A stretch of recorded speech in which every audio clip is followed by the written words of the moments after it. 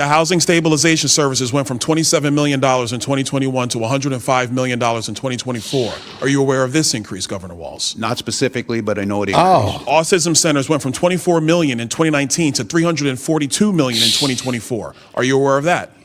Not specifically again, but yes, we know the budget's increased. Integrated community supports went from $4.6 million in This clip gets dangerous fast. Like once Donald starts locking down dates, guys, Walz's answer starts getting a little bit slippery. Governor Walz, when did you first receive notice of potential fraud in Minnesota's social services programs? Social service programs in general. We knew that there was issues with the CCAP program as early as 2012, and my first days in office, we started taking action. But as governor, when were you first notified? Before I took office. All right, Governor Walz, former Department of Human Services Commissioner Tony Laurie testified that you were aware in early 2019 of fraud in 2 Department of Human Services administered programs. Is this statement accurate? Not that I recall. I'm not sure what he's speaking about. You don't remember this meeting or this notification?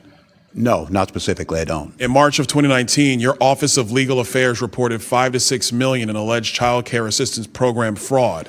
In April 2019, it was also reported that the Department of Human Services lacked proper integrity controls to control fraud. Were you aware of these reports?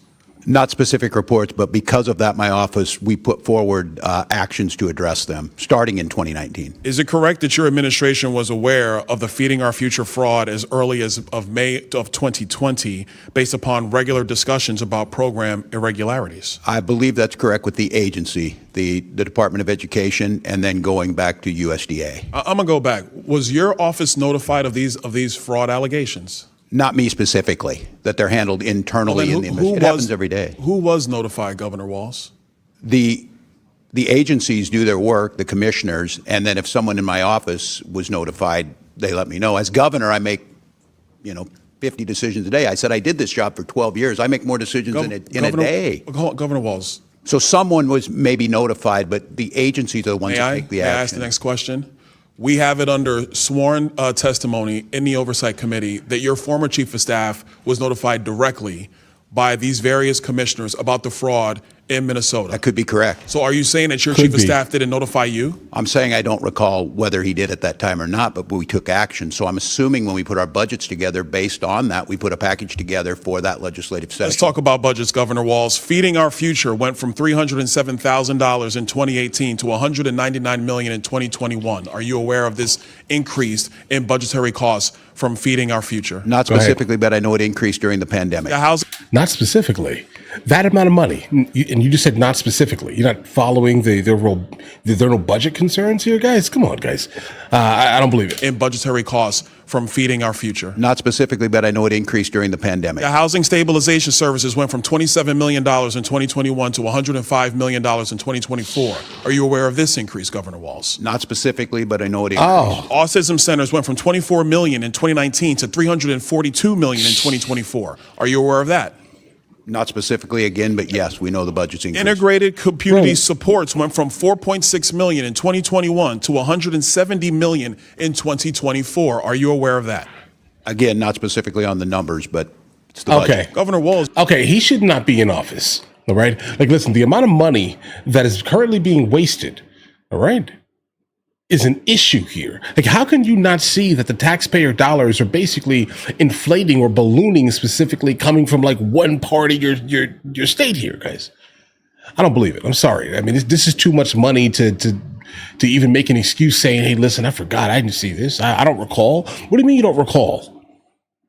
Some of these things went up 20 times. 10 times, guys. What do you mean by that? I don't believe him, guys. You have to submit a budget to your legislature every single year, like every governor has to do. If you're not aware of these increases, what was your office Everyone doing? is balanced. My budget is about $72 billion. It involves 23 agencies. Florida's budget's $115 billion, sir. But what were you doing if you're seeing program increases like this amid allegations of fraud in your state? Action was being taken on these starting back in 2019. If it's CCAP. Can you describe the action that was taken in 2019? Sure. In 2019, I'll go to the first thing things that we did on child care assistance. We lowered the standards on proof of administrative fraud disqualification. Whoa, you lowered the Lowered standards? the standards. We lowered the standards for proof of administrative fraud. The standards Okay. where we had to prove Okay. it were so high it was impossible to try and do it. So we lowered what it took to show that fraud was happening. And what did you do with the results of lowering the standards to prove fraud? What did you we do? put 79 people in prison and But Governor Walz, Continue the to fraud prosecute. continued to increase. It increased under your tenure. Do you acknowledge that?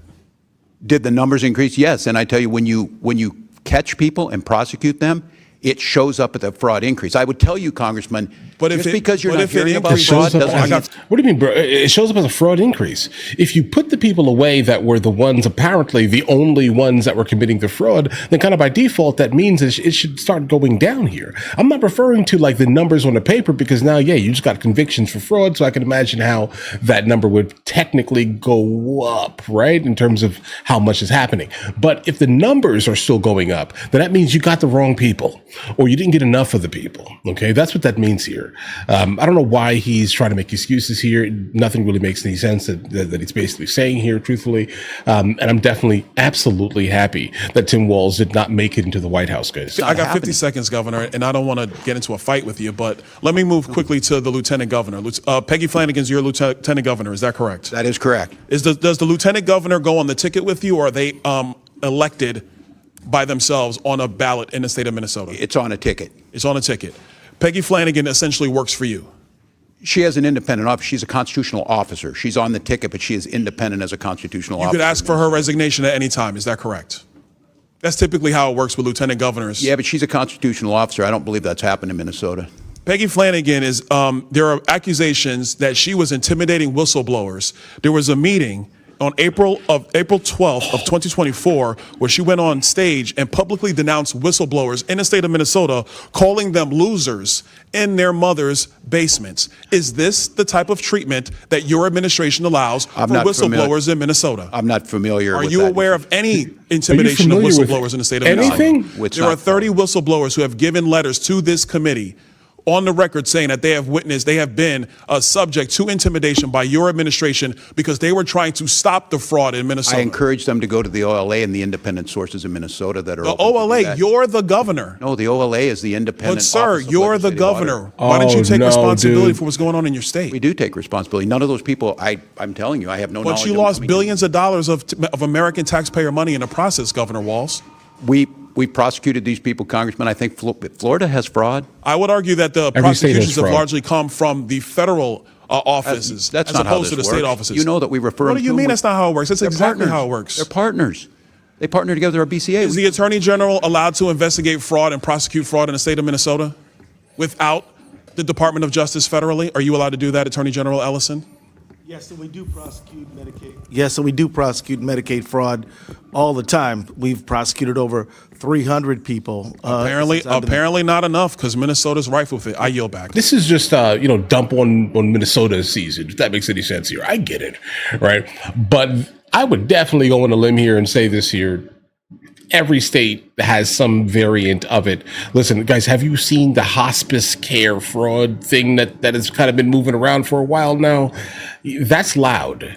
Okay, that is very loud. That's loud and in your face. That is in every single state here. I would not be surprised that if it's in your state, if that makes any sense here, guys, right?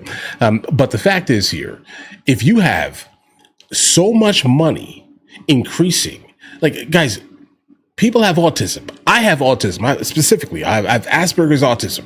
All right. But it's not like an on-set thing. Okay. What I mean by that is you just don't 20x the amount of people in a couple of years, right? With autism to basically start funding like autism-based programs. It's not a thing, guys. All right. Like it's all nonsense. And we need definitely to start looking into a lot of these entitlement-based programs because I do believe, truthfully, they are rife with fraud. When Tim Walz basically said Florida has fraud, yeah, that was like the most intelligent thing I heard today coming out of his mouth here. Because for the most part, he doesn't recall a single thing. Nothing. What is he the governor of? Exactly. If you do not have the ability to basically look at this and say, this is getting worse right? This is getting a lot worse. Maybe we should do something about it here. Maybe we should no longer waste the taxpayers' money on nonsense entitlements, specifically ones that are not even hitting the people who need them, guys. All right? Just understand, what is the amount of people that have autism in Minnesota? All right, like, let me know in the comments. Should I even look this up here? Let me look this up here for a second, here, guys. If that is even an option? How many people? Hold on, guys. People have autism. Hold on, guys. In Minnesota.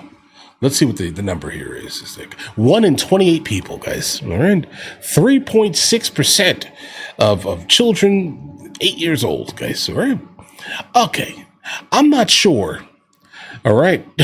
I'm not sure you need that much money. So obviously, kind of by default, we have a problem. All right. That's it here. Tim Walz, fix it. You would stop getting dunked on the internet, basically. I'm sure. Well, I don't know, bro. Tim Walz is You remember him with the gun, guys? That's weird. And also Tampon Tim, that's also weird too. I don't know why we need, feminine hygiene products in the male bathroom. I don't know why we would need that. It just doesn't make much sense, right? Help me explain. If you guys, some of you guys are geniuses, right? In fact, let me know in the comments, why do you think we need feminine hygiene products, specifically in the bathroom? Well, hold on. That may have been genius. Could it be about like, hey, listen, I'm a single father, right? And I have a daughter, and maybe my daughter needs it. And it's just easier to... Could that be the reason why, if Tim Walz was doing that, then I understand, if that makes any sense. But if that was the case, then why is it my I don't know, 12, 13, 14-year-old daughter using the woman's bath? Guys, I don't understand this. I'm broken. All right, I'm just gonna be honest. I don't get it. It doesn't make any sense. But listen, you guys all have an absolutely amazing day. Enjoy your day thoroughly. If there's any more, we'll definitely jump into this immediately, guys. All right.